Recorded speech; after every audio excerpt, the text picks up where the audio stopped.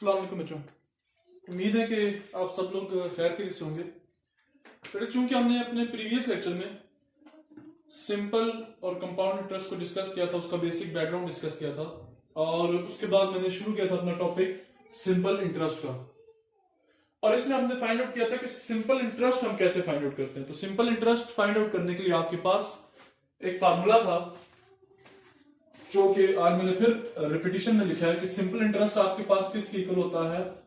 Simple interest is equal to I into P cross R cross T, यानी कि P multiply by R multiply by T और divided by 100।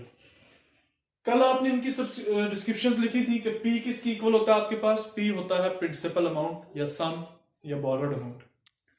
Are आपके पास rate होता है जो कि परसेंटेज में एक्सप्रेस किया जाता है और टी आपके पास टाइम होता है जो कि ईयर्स में होता है या फ्रैक्शन ऑफ ईयर्स में होता है।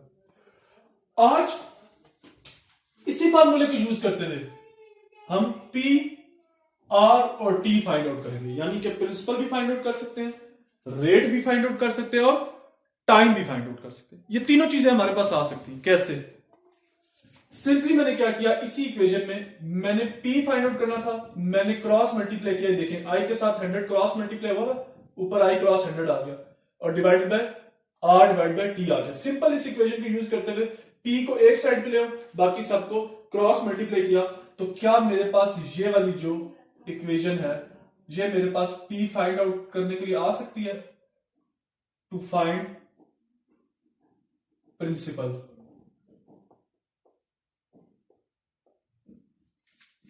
इसी तरीके से ये रेट आर वाली इक्वेशन है, परसेंटेज में रेट एक्सप्रेस होता है किसमें? परसेंटेज में। तो ये हमारे पास यूज हो सकती है टू फाइंड रेट जो कि परसेंटेज में होता है। और इसी तरीके से लास्ट आपके पास इक्वेशन है टाइम।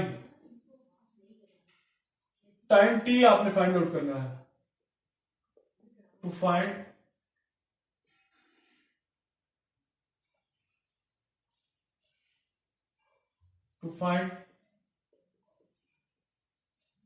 टाइम।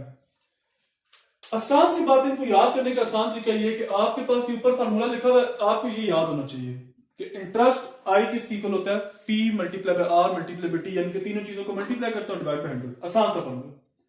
उसके बाद आपने अगर प्रिंसिपल फाइंड आउट करना तो प्रिंसिपल के लिए आपने क्या किया, आई को 100 से मल्टीप्लाई किया और नीचे टाइम और रेट डिवाइड हो रहा है। इसी तरीके से अगर आप यहां पर देखें इस रूल में जब रेट की बात आई है, ऊपर देखें न्यूमरेटर सबका same, I multiply by 100 I multiply by 100 I multiply by 100, लेकिन जो चीज फाइंड हो रही है वो साइड पे और जो बाकी जो चीज है वो डिनोमिनेटर में मल्टीप्लाई हो रही है। देखिए यहाँ पे आर फाइंड आउट करना तो पी मल्टीप्लाई बाय टी, यहाँ पे टी फाइंड करना तो P multiply by are.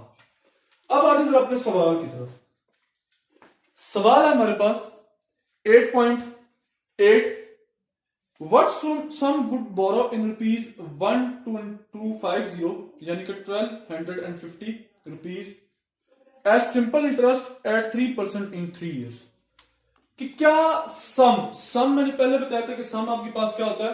Principal ही होता है या बोरोड ही होता है। तो सम आपके पास क्या है? Is equal to P. आपने ये फाइंड आउट करना है, यानी कि आपने फाइंड क्या करना है? Sum is equal to P, ये आपने फाइंड करना है। जबकि गिवन क्या है आपके पास? इंटरेस्ट आपके पास लिखा हुआ है यहां पर कि what sum would borrowed in rupees 12250 as simple interest, यानी कि रुपीज 1250 क्या था? सिंपल इंटरेस्ट था। रेट ऑफ इंटरेस्ट 3 इयर्स और टाइम 3%। तो प्रिंसिपल का फार्मूला आपके पास क्या है? प्रिंसिपल का फार्मूला आपके पास ये वाला लिखा हुआ है, आई क्रॉस टी मल्टीप्लाई बाय 100, ये फार्मूला है। इसमें आपने क्या किया है? जस्ट वैल्यूज पुट की हैं, पुटिंग वैल्यूज। तो आपके पास वैल्यूज पुट करने के बाद ये इक्वेशन आई और उसको सॉल्व किया, आपके पास ये सारा का सारा आपका आंसर आ गया। ये सारा का सारा क्या है आपके पास? आंसर।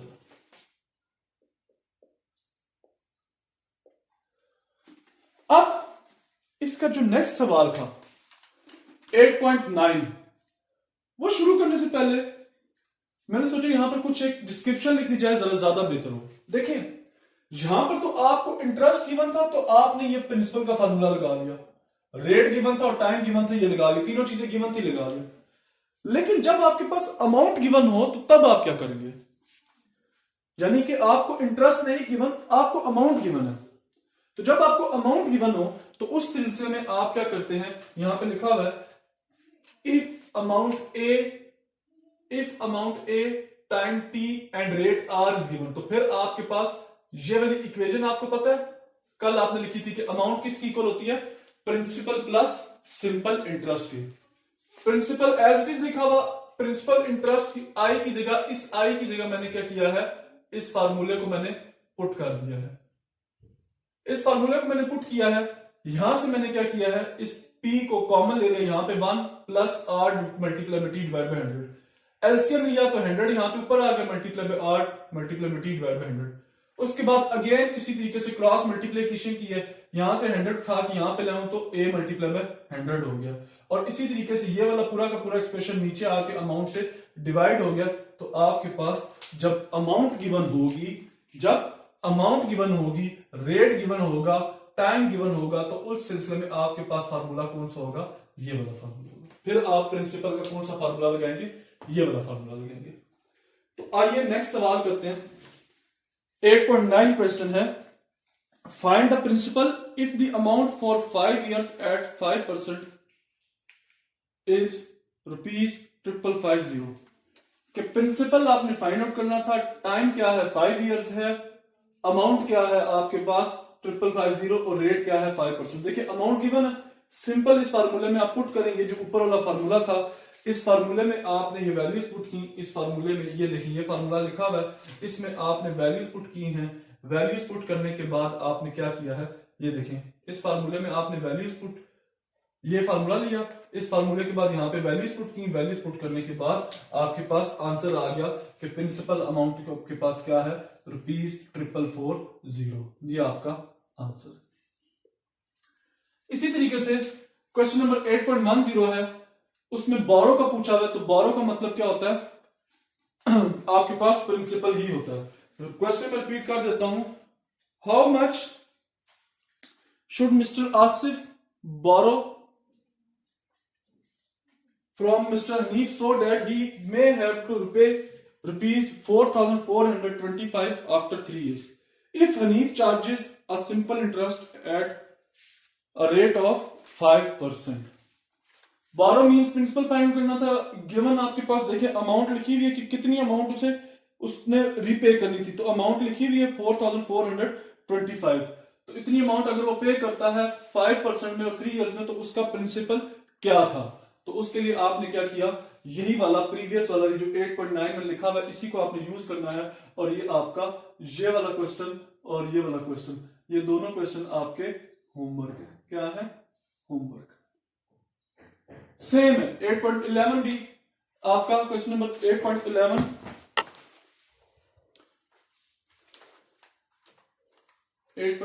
सेम एज 8.10 है। 8.10 जी सेम बिल्कुल, बस लैंग्वेज चेंज है। फाइंड नेक्स्ट है 8.12 find the sum of money that amount to rupees sum. Again principal find out करना है। That amount to rupees, amount इतनी बताई गई है 2775 इन 5 years and 9 months। इस सवाल को मैंने यहां पे इसलिए सॉल्व किया। देखिए बेटा टाइम हमेशा आपका सिंपल इंटरेस्ट में, एक बात याद रखिएगा, टाइम हमेशा आपका सिंपल इंटरेस्ट में ईयर्स में कैलकुलेट होता है, नॉट इन मंथ्स। ये बात ज़हन में रखनी चाहिए, क्योंकि जब आपने प्रीवियस लेक्चर में, इसके वेरी फर्स्ट लेक्चर में, कल आपने इस चैप्टर के पहले लेक्चर में यहां पर मैंने डिस्क्रिप्शन लिखाई थी, उसके अंदर लिखा हुआ था where T is equals to time of या नंबर ऑफ ईयर्स और number of years in fractions. तो ईयर्स की बात होती है, नॉट मंथ्स की।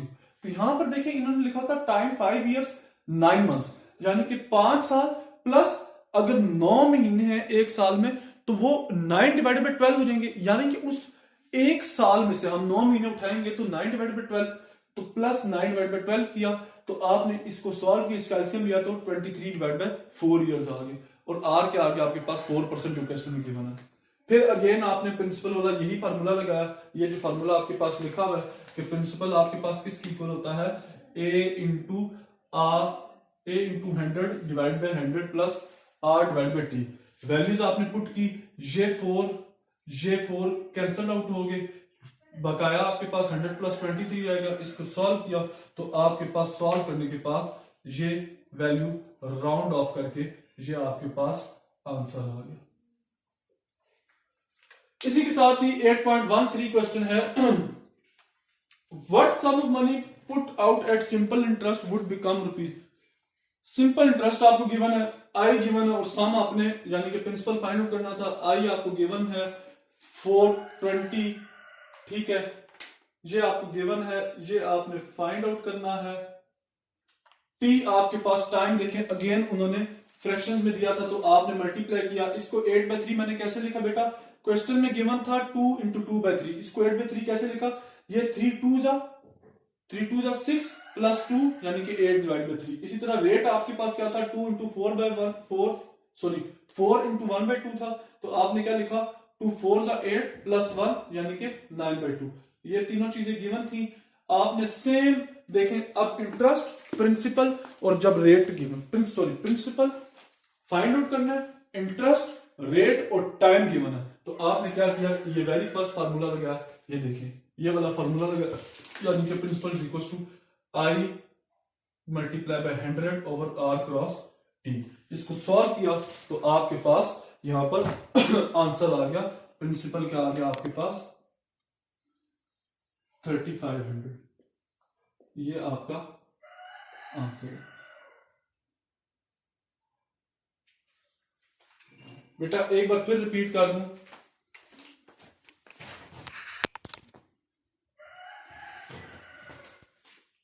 सॉरी बेटा वो कैमरा पर लग गया था, मैं एक बार फिर आपको रिपीट कर दूं कि आपने यहां पे इंटरेस्ट फाइंड आउट करना था, सॉरी प्रिंसिपल फाइंड आउट करना था। यहां पर आपको सिंपली इंटरेस्ट गिवन था, टाइम गिवन था और रेट गिवन था। एक बार फिर रिपीट कर दूं कि टाइम आपके पास 2 इंटू 2/3 लिखा हुआ है, इसको यहां पे 8/3 मैंने कैसे लिखा है, 3 मल्टीप्लाई बाई 2 6 प्लस 2 यानी कि 8/3। रेट ऑफ इंटरेस्ट इसी तरीके से 4 इंटू 1/2 था, मैंने 2 मल्टीप्लाई बाई 4 किया, 8 प्लस 1 9 डिवाइड बाई 2। सिंपल जब आपको इंटरेस्ट, रेट और टाइम गिवन हो तो प्रिंसिपल वाला आपने यही फार्मूला लगाना है, ये फार्मूला। जब आपके पास अमाउंट गिवन है और उसके साथ रेट और टाइम गिवन है, इंटरेस्ट गिवन नहीं है, तो फिर ये वाला फार्मूला। ये दो फार्मूले आज आपने इन पे काम किया, कल इंशाल्लाह हम रेट और टाइम वाले पे काम करेंगे। रेट और टाइम के यही दोनों ही फार्मूले यूज होंगे। आज के दिन हमने 8.8 1 2 3 4 5 और 6 सवालात आज के दिन भी किए बेटा। कीप प्रैक्टिसिंग, इनकी प्रैक्टिस करें। ये निहायत आसान सवाल हैं, इतने लंबे चौड़े नहीं हैं, इनके फार्मूला भी आसान है। आपको फार्मूला याद करने का ट्रिक भी बताया कि सबसे पहले आपको ये वाला फार्मूला याद होना चाहिए कि सिंपल इंटरेस्ट किसकी इक्वल होता है और अमाउंट किसकी इक्वल होती है, प्रिंसिपल प्लस सिंपल इंटरेस्ट की। बस आपको ये दो चीजें याद होनी चाहिए कि सिंपल इंटरेस्ट किसकी इक्वल है, P cross R cross T divide by 100 और अमाउंट किसकी इक्वल है, प्रिंसिपल प्लस इंटरेस्ट। ये दो फार्मूले आपको याद होंगे। आपके सवाल में कोई भी चीज पूछी हुई है, आप उनको मल्टीप्लाई डिवाइड करके इन्हीं फार्मूला से ये वाला फार्मूला, ये वाला फार्मूला, ये वाला फार्मूला और ये वाला फार्मूला आपने फाइंड आउट किया। इन्हीं फार्मूला से ही आपके पास ये फार्मूला है। ठीक हो गया। आपने इन्हीं फार्मूला से इनको, फिर एक बार मैं इसको ग्रीन से हाईलाइट कर देता हूं ताकि आपके लिए आसानी रहे आपको जब आपके साथ इसकी।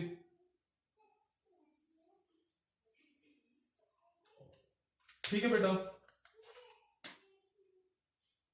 तो ये आपके जो ग्रीन मार्कर से हाईलाइटेड हुए ये 4 आपके आज के फार्मूले थे। इंशाल्लाह उम्मीद है बेटा आप इनको अच्छे से पिक करेंगे, घर में बैठ कर इनकी प्रैक्टिस करिएगा। निहायत आसान सवाल है। इन केस कोई भी आपने सिर्फ सवाल पूछना हो तो आप पूछ सकते हैं। सारे के सारे सवाल 1 बाय 1 आपको यहाँ पर करवाए जा रहे हैं। हर एक सवाल का जो होमवर्क भी दिया जा रहा है उसका डाटा भी लिखा हुआ है आपके पास। निहायत आसान है सवाल करना। आप लोग घर में बैठ के इसकी मेहनत करें, उसको सॉल्व करें। ठीक है बेटा, thank you so much. Allah Hafiz.